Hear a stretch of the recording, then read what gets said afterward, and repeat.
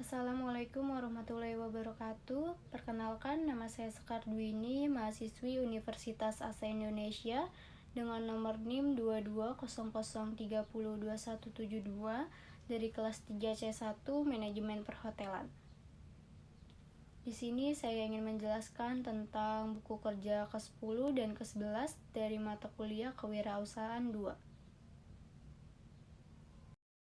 Untuk buku yang ke-10 yaitu berjudul Identifikasi Akses Pembiayaan atau Modal Usaha Baru. Untuk unit usahanya yaitu pastry, produknya brownies kukus lumer. Lalu di sini ada 3 kolom. Yang pertama ada elemen, yang kedua ada kriteria unjuk kerja, dan yang terakhir ada batasan variabel. Untuk elemen yang pertama, identifikasi pentingnya pembiayaan atau modal. Kriteria unjuk kerja, alasan kebutuhan modal usaha baru diidentifikasi, batasan variabelnya yaitu siklus pengembangan produk yang panjang. Lalu untuk kriteria unjuk kerja yang kedua, ada sumber-sumber modal personal diidentifikasi, batasan variabelnya yaitu dana pribadi pendiri, yang kedua ada teman dan keluarga. Lalu untuk kriteria unjuk kerja ketiga, yaitu potensi peningkatan pendanaan dipersiapkan. Untuk batasan variabelnya yaitu personal fund atau data pribadi. Lalu untuk elemen yang kedua, identifikasi sumber-sumber pembiayaan ekuitas. Untuk kriteria unjuk kerjanya, bisnis angel diidentifikasi. Batasan variabel yang pertama, mereka menginvestasikan uang mereka sendiri ke dalam proyek, biasanya lebih sedikit daripada yang diinvestasikan oleh pemodal Ventura. Lalu ya untuk kriteria unjuk kerja kedua ada jenis venture capital diidentifikasi, batasan variabelnya yaitu berdasarkan cara pemberian bantuan.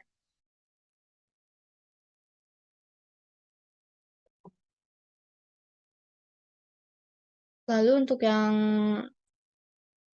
kedua, jenis ventura capital diidentifikasi, batasan variabelnya yaitu berdasarkan cara pemberian bantuan. Lalu untuk kerja yang ketiga ada initial public offering diidentifikasi berdasarkan batasan variabelnya yaitu mengatasi kendala pinjaman.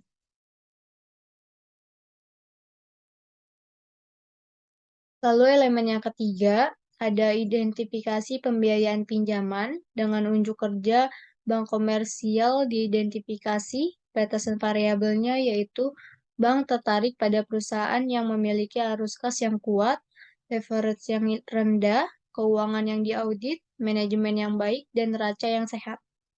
Lalu unjuk rasa yang kedua yaitu SBA Guard Loan diidentifikasi, batasan variabelnya yaitu pinjaman jaminan SBA dapat digunakan untuk hampir semua tujuan bisnis yang sah. Lalu unjuk kerja yang ketiga, sumber-sumber pinjaman lain diidentifikasi. Batasan variabel yang pertama yaitu teman dan keluarga, yang kedua kartu kredit atau sebaiknya digunakan secukupnya.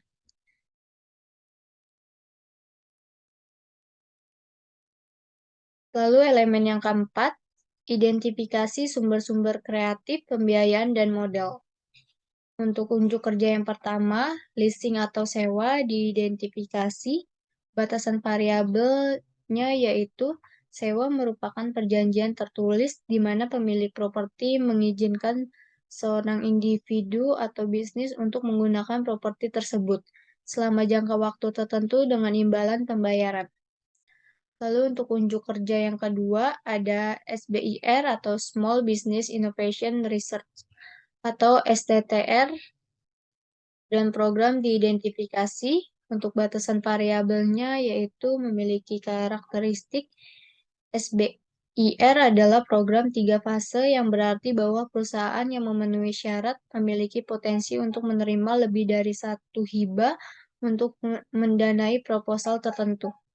Lalu selanjutnya ada buku kerja yang ke-11 dengan judul Identifikasi dan Evaluasi Peluang Pemasar. Untuk unit usahanya yaitu pastry, produknya brownies kukus lumer. Di sini ada 3 kolom, yaitu yang pertama langkah-langkah, yang kedua kriteria kinerja, dan yang ketiga hasil atau rekaman hasil. Untuk langkah yang pertama, yaitu identifikasi peluang pemasaran, kriteria kerja 1.1, informasi tentang kebutuhan pasar dan jenis pemasaran, dianalisa untuk mengidentifikasi peluang pemasaran. Untuk hasil rekamannya, dapat mencakupi kebutuhan pelanggan dan tren perkembangan pasar. Lalu untuk hasil rekaman yang kedua, jenis pemasaran dapat mencakupi yang pertama pemasaran langsung dan yang kedua pemasaran sektor publik.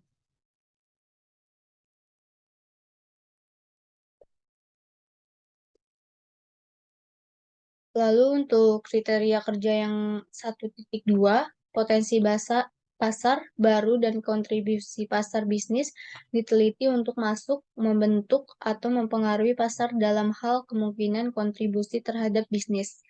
Untuk hasil rekaman yang pertama, potensi pasar baru dapat mencakupi e-commerce, dan untuk hasil rekaman kedua, kontribusi pada bisnis dapat mencakupi pertumbuhan. Untuk kriteria kerja 1.3, pendekatan kewirausahaan, inovatif, dan ide-ide kreatif diidentifikasi untuk aplikasi bisnis potensial mereka dan kembangkan menjadi peluang pemasaran potensial. Untuk hasil rekamannya, pendekatan kewirausahaan, inovatif, dan ide-ide kreatif dapat mencakupi functional approach atau penjualan, pembelian, pengangkutan, penyimpanan, pembelanjaan, penanggungan resiko, standarisasi, pengumpulan informasi pasar. Lalu selanjutnya langkah kedua yaitu investigasi peluang pemasaran dengan kriteria kerja 2.1. Peluang pemasaran diidentifikasi kemungkinan mereka cocok dengan tujuan dan kemampuan organisasi.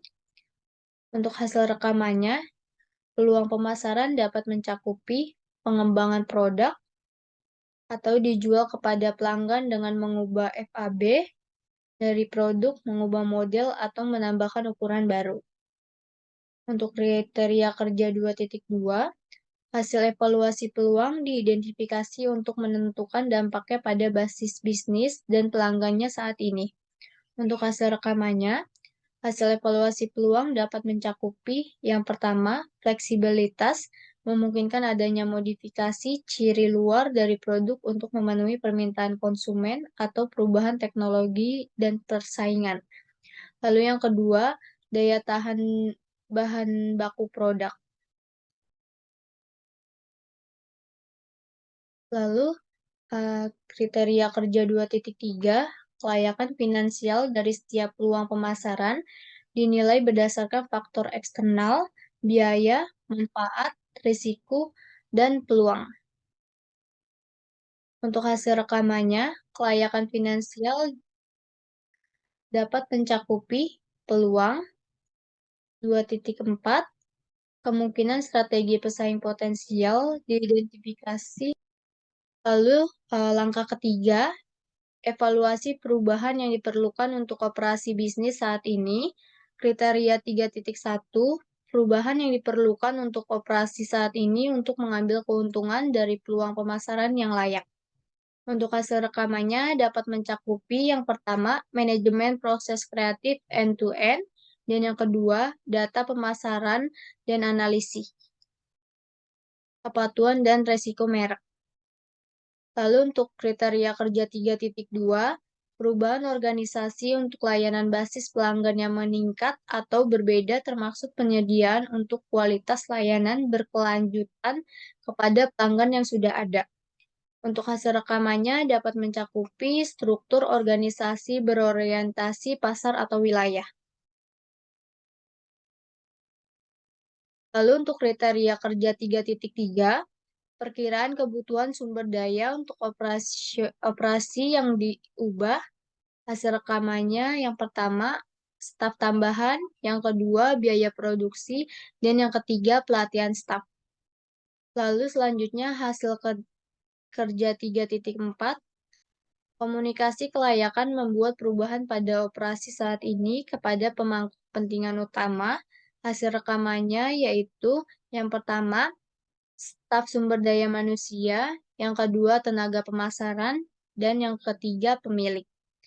Lalu selanjutnya yang terakhir ada 3.5, dokumentasi peluang pemasaran yang baru diidentifikasi dan perubahan yang diperlukan. Untuk hasil rekamannya, saya sudah mengisi kuesioner yang telah diberikan di Google Form. Sekian penjelasan tentang buku kerja ke-10 dan ke-11 dari saya. Kurang lebihnya mohon maaf. Terima kasih.